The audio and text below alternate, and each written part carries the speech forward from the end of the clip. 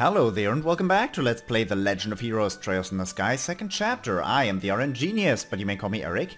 And in the last episode we finished up with Roland. We finished the last side quest we had access to. And we're gonna go toward Bose now. Toward Bose region.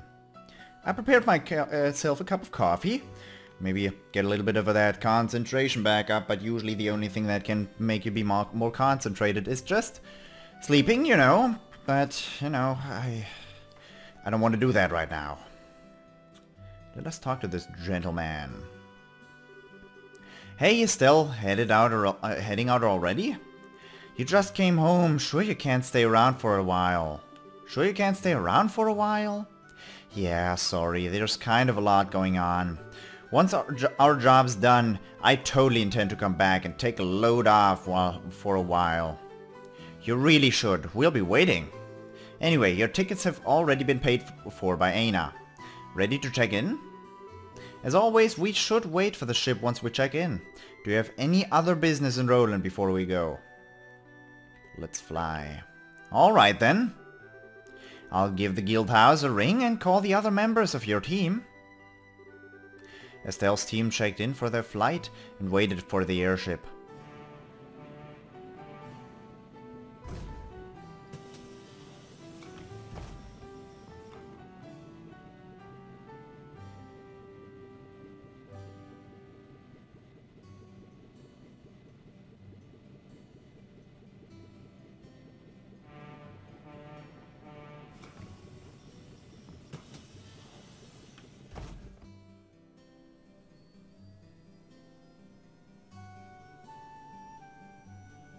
Yay.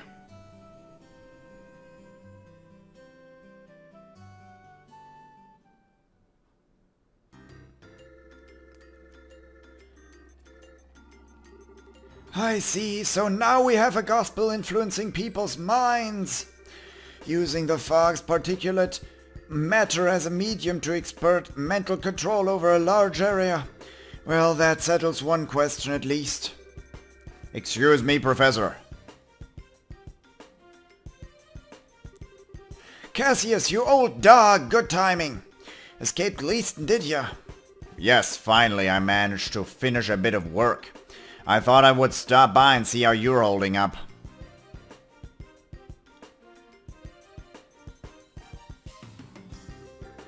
What's this? A report from your granddaughter? Yes, just arrived express from Roland. Thanks to Tita's report, I'm quite certain of my theory now. About the gospel, I'm assuming?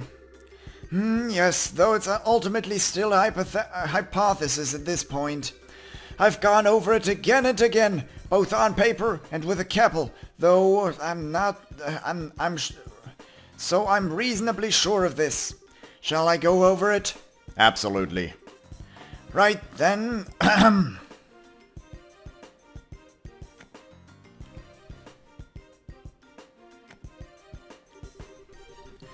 So what we've been calling the gospel Orbal shutdown phenomenon.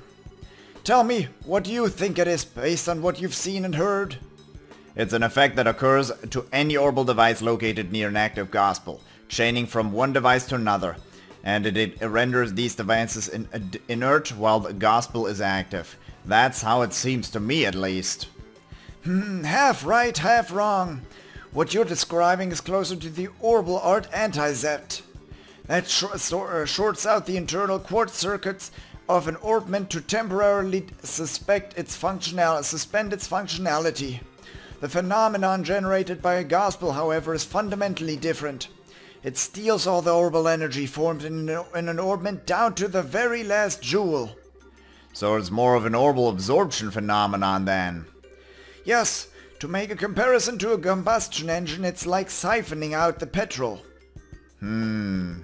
But wait, unless I badly misunderstand physics, that means the gospel should absorb and store all that power, correct? Good eye, lad. You've noticed a very important fact. So I've measured a gospel after it absorbs energy, but the gospel does not actually hold any of it. Not even a single EP's worth. Is it possible the energy is being vented into the wider environment? No, not at all. The energy disappears completely, utterly, and quite impossibly thanks to the thermodynamics. Furthermore, these new gospels Estelle's group has been encountering, every time they've encountered, they caused unbelievable phenomena that even our best Orbal engineering can't explain. It's unclear how they're causing such effects, but I can say one thing with confidence. And that is? They're too small. I can say with absolute certainty that any device enabling such massive effects could not fit into the palm of one's hand. Even if the society somehow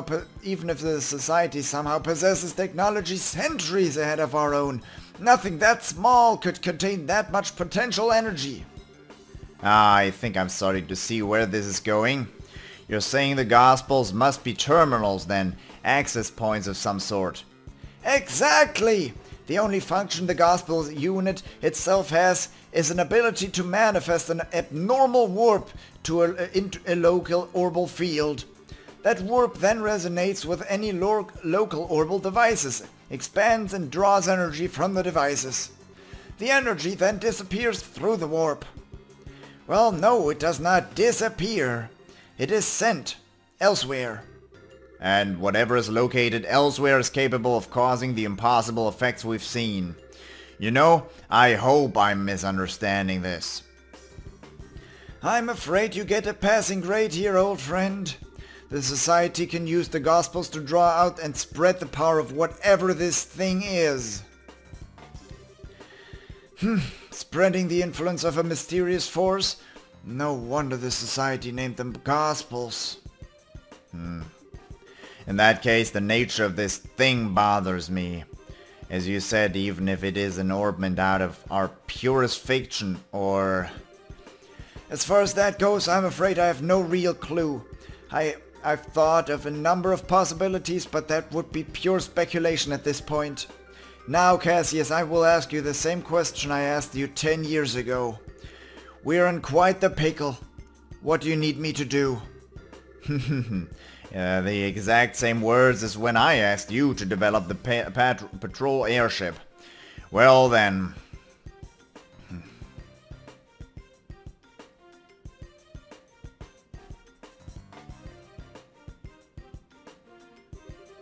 The key, I think, must lie in this warp the Gospel creates.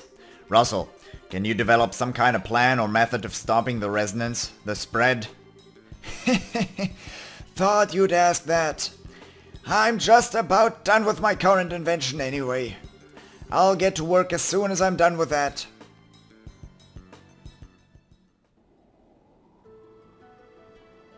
Airliner Cecilia.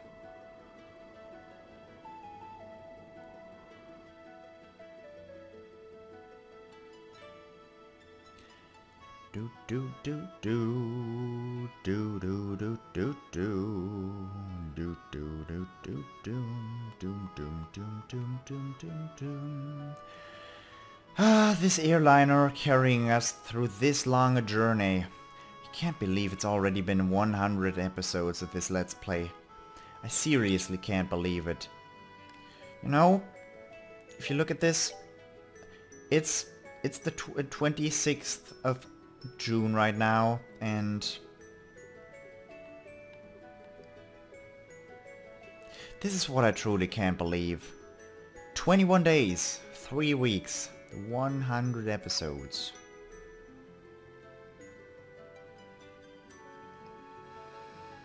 Man. You know, that's a lot. And that's how much this game actually means to me. Wow. I've been at this for a while. Now let's start from the bottom directly to the top. A gate. Random man. Okay. No kittens hiding. No kittens. Hi, ma'am. You've been riding a lot lately. Oh, Zozimov. That fog and Roland was totally a kick, wasn't it? I took the chance to get out and enjoy some nature when we were docked. Nature? You gotta be kidding Hey, is something wrong, Agate? It's nothing. You're still wandering around the ship, huh? Yeah, basically. Oh, you're from Ravenue in the Bosé region, right? This'll be your first time back home in a while, then? It's been a little while, yeah. I did stop by the old place after the Queen's birthday celebration a while back, though. Hey, wait a second. Why are you assuming I'm going back home? Aw, don't be embarrassed, you big teddy bear. You've got a little sister back in Ravenue, right? You mentioned her once. Hehe, you must be the biggest softy when it comes to her, huh? Aw, hey. Oh yeah, where the heck in Ravenue is your house anyway? I don't remember meeting any girl who stood out as Agate's little sister when we were there investigating the Sky Bandits. There was a girl with Louis, but no, too young. And I figure your little sister's gotta have your hair. I'll introduce you to Misha soon. Assuming we have some reason to visit anyway. Yes, please do. And in that case, we'll have to bring Tita along too. Why would you have to do that? Tita's kind of attached to you, in case you hadn't noticed. She'd be really let down if you didn't introduce her to your sister, you know? Oh, I get it. You don't want Misha and Tita to meet, huh? What? Now I get it. They might get together and get in lots of trouble. Trouble like Tita did with Ren. Or they might get jealous of each other. Ah, being an older brother must be hard work. Oh, that's what you mean. Huh? Well, don't worry. I'll clean up any mess that happens. I've gotten pretty good at Tita herding. So, you just go ahead and introduce those two, crazy kids, and I'll make sure nothing blows up. Yeah, thanks. I'll be counting on you for that. My apologies for the late departure from port. Still, I've been a captain for years and I've never seen fog that thick. Even the lights at full beam couldn't burn through it. Flying in that would have been impossible, even for me. Helm, you're going a bit too far northeast. We don't want to get too close to the mountainside. I want to avoid turbulences if we can. Ba-ba-doopa-doopa, yes sir, understood. Correcting course to south, ba-ba-doopa-doopa. I kind of feel reminded of Mario and Luigi's Superstar Saga, ba-doopa-boom. There's gotta be one of those in any game, huh? That was a good Let's Play too. Oh no, never mind. Didn't want to go up there. Shira? Hello, Estelle. Hi, Shira. So this is where you went. Oh, wait. Do you want to be alone for a bit? This is unlike you, Estelle. Why so reserved? You want to ask about Luciola, right? Yeah. She says we met a long time ago, but I don't really remember her at all. I was wondering what she's like, and if you could jog my memory. Let's see, where to begin then? We have to begin with her stage name, I suppose. Luciola, the Betwitching Belle. She could show her audience illusions by dancing while using bells and fans, thus betwitching them, you see? Hers was the centerpiece performance of our little circus troupe, the one that really brought the audiences in. Illusions. Does she use an orban to make them? No, she used something she always called illusion magic, which is apparently some kind of very old non-orbal art. Luciola was from a family with a tradition of working that art. Was? People who fall in with a traveling circus like ours tend to be one of two kinds. People who had cause to abandon their previous home and families, or people who had never such a thing to begin with. Luciola was one of the former, and I was the latter. I was about 7 years old when Mr. Harvey and his band took me in.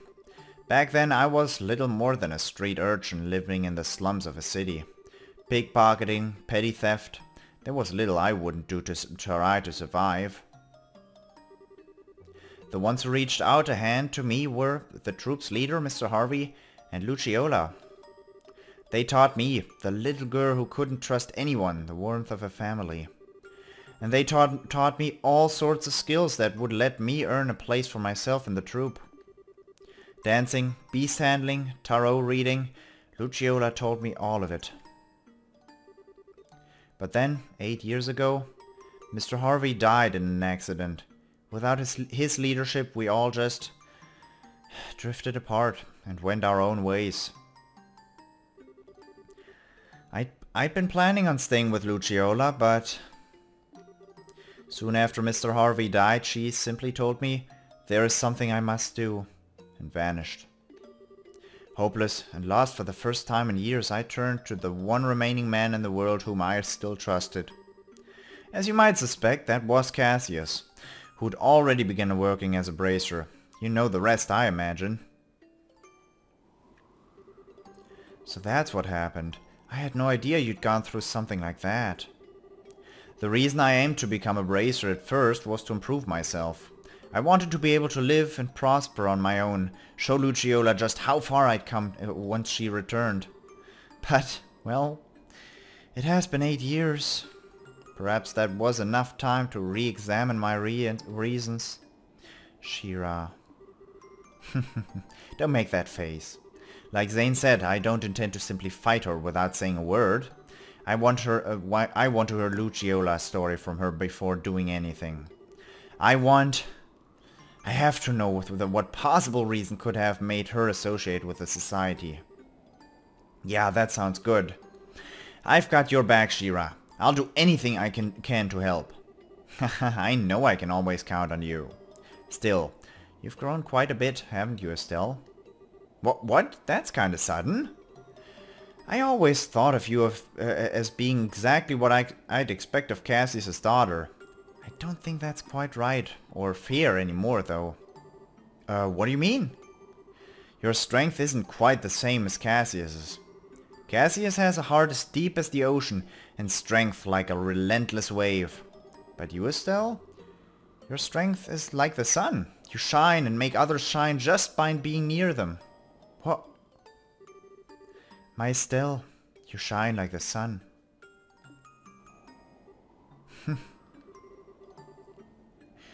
I think that's why people are attracted to you so easily.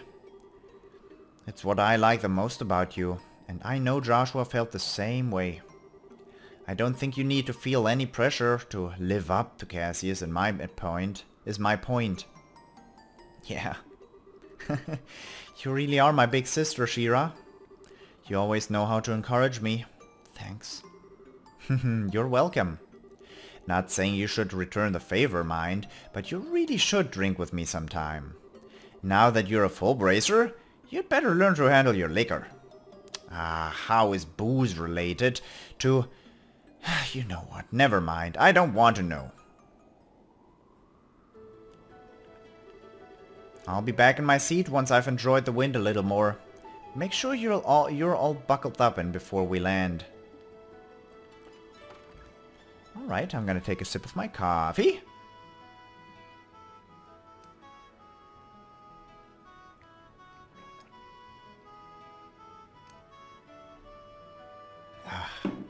Coffee's good.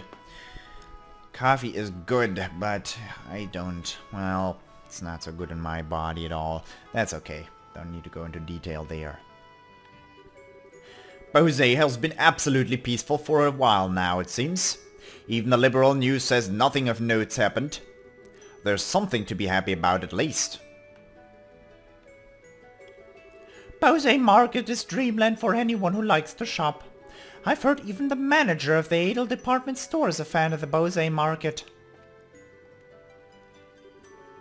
Ah, Estelle, at last we return to Bose, the land laden with memories of our first meeting. It makes my heart swell to return to a place of such sweet nostalgia. Shocking as it may be, I kinda have to agree on the heart-swelling memories bit. Although, as I remember it, you were kind of rude back then. You said I wasn't attractive and made fun of me like a schoolboy. You misunderstand me, my fair Rose. I would only display such cute, bashful behavior in order to hide feelings of love unabated. Yeah, I'll bet that's it exactly. You sure didn't waste any time putting the moves on She-Ra, as I remember, or Joshua. Well, putting that aside, as you stand now, your beauty's incomparable to what it was back then. Yours is a subtle, healthy beauty with a maiden's gentle virtue. Indeed, you have grown, Estelle. Thank you. Though, when you put it that way, it's kind of embarrassing. Please don't say it like that again. There is no shame to be had in virtue, Estelle. Still, you have but only begun to climb the ladder of adulthood. Should you wish to ascend even higher, I would be more than happy to assist you. No, thank you. If I was ever in a position to ask anyone about that sort of thing, I'd be a million times better off asking She-Ra. Ah, pity the things I could teach. Though She-Ra would be the one to...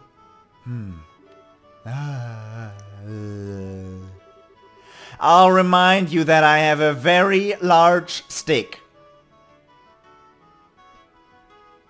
Oh, Oliver. Really, child? My daughter keeps saying she wants to eat at the Enteros restaurant in Beauvais.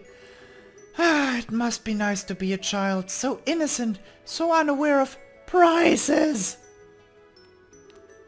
Beauvais has a really famous restaurant in it. Oh, I know. Mommy, let's go eat there. Prices are a thing to be considered.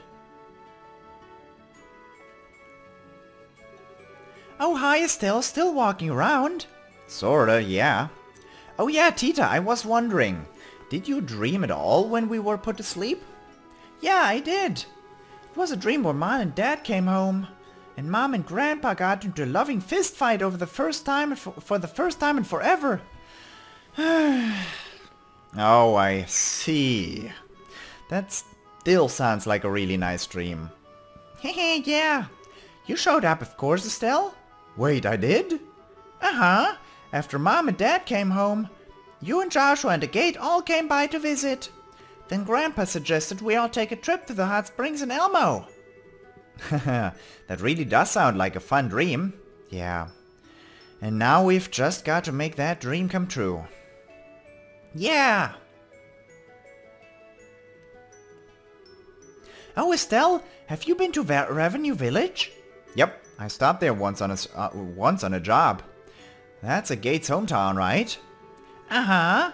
It has a little sister. He has a little sister named Misha living there. The Gate goes back pretty often, I think. At least once a year to say hello to her. Ah, right. Gate's little sister, huh? Must be hard for the poor girl having such an antisocial lump for a brother. Estelle, that's not nice. A Gate can be, blunt, but he's also really nice. Yeah. He's just kinda clumsy and easily embarrassed, to be honest. Hehe. You know, I bet Misha's a really good person. Whenever a Gate talks about her, his eyes turn so gentle. Tita, what's wrong? No, it's nothing. My heart just felt, kinda weird for a bit. I wonder why. Somebody's a bit jealous of Misha, I bet. Misha, huh?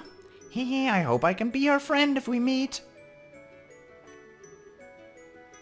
Oh, hello, miss. We're very sorry for the delays at Roland. I'm afraid merely launching into that fog would have been incredibly dangerous.